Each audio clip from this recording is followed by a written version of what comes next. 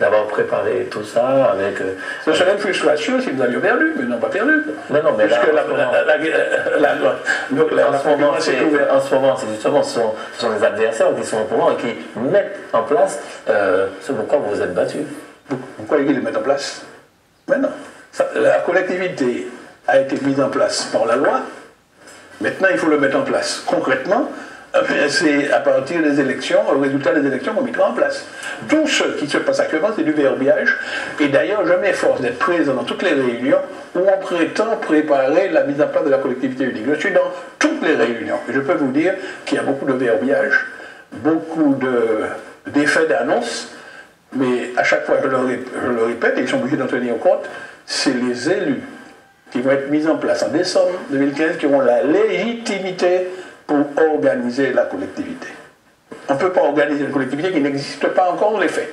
Daniel Marissette, vous étiez pour une seule, en fait, la réunification en fait, de la région et du département. Une assemblée unique en fait. Et aujourd'hui, c'est pas ce qu'on a eu. On a eu quelque chose de nouveau. Est-ce que c'est vraiment ce que vous souhaitiez à l'époque?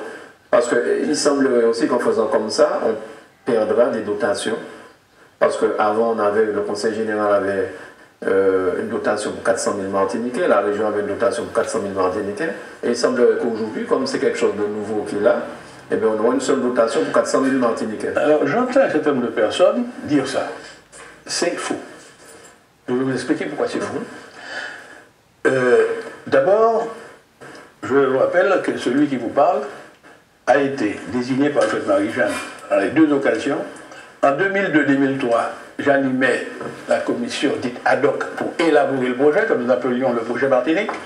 Et ensuite, entre 2009 et 2010, non, 2009 et 2008, jusqu'à février 2010, j'étais membre toujours, j'animais cette fameuse commission ad hoc. Et lorsque nous avons perdu le pouvoir en 2010 et que la commission ad hoc pour élaborer la collectivité unique a été remise sur pied, j'ai été désigné encore par mon groupe. Donc j'y suis depuis le début. D'accord. Et je peux dire que ce qui a été voté dans la loi de 2011 par le Parlement français correspond à ce que nous avions demandé à un seul point. C'est sur le mode de scrutin.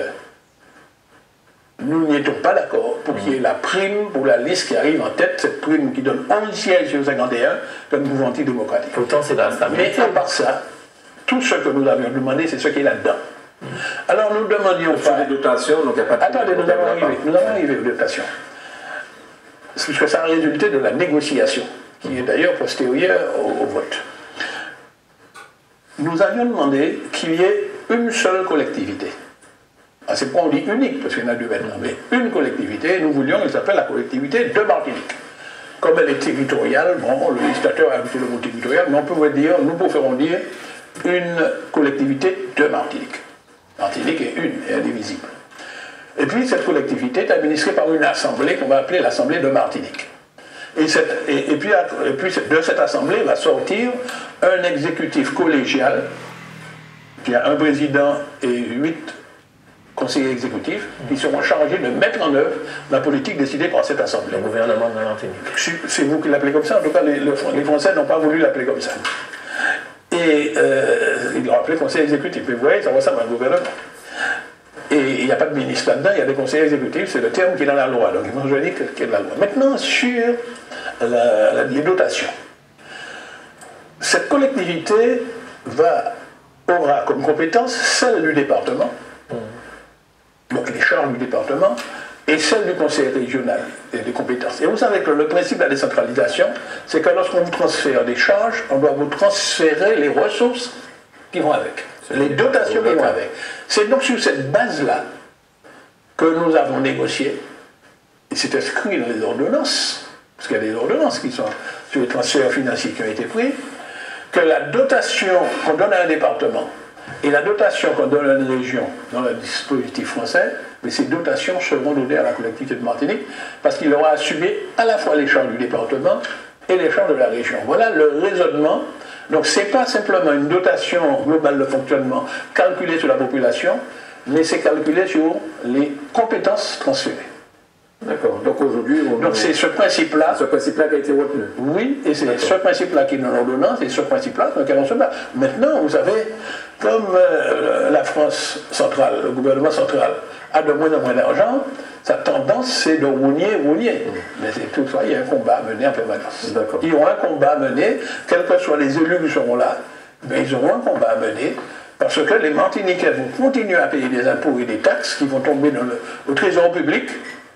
Maintenant, c'est le ministre des Finances qui partage le magot, si je peux m'exprimer ainsi, c'est-à-dire que toute la somme collectée sur les citoyens, soit en contribution directe foncière, impôt sur le revenu, ou sous les taxes TV, emploi de verre, tout ça est ramassé par le trésor public, et puis il y a une loi des finances qui est votée au Parlement pour partager.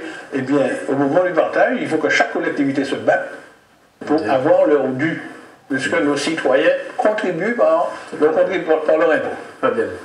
Oui, donc Monsieur Marissen, vous venez de nous décrire 40 ans d'engagement politique pratiquement. Vous venez de nous dessiner la future collectivité unique. J'ai envie de vous demander, qu'est-ce que vous retenez de vos 40 ans à la tête, on peut dire, de ce pays-là? On entend certains se dire, les bâtisseurs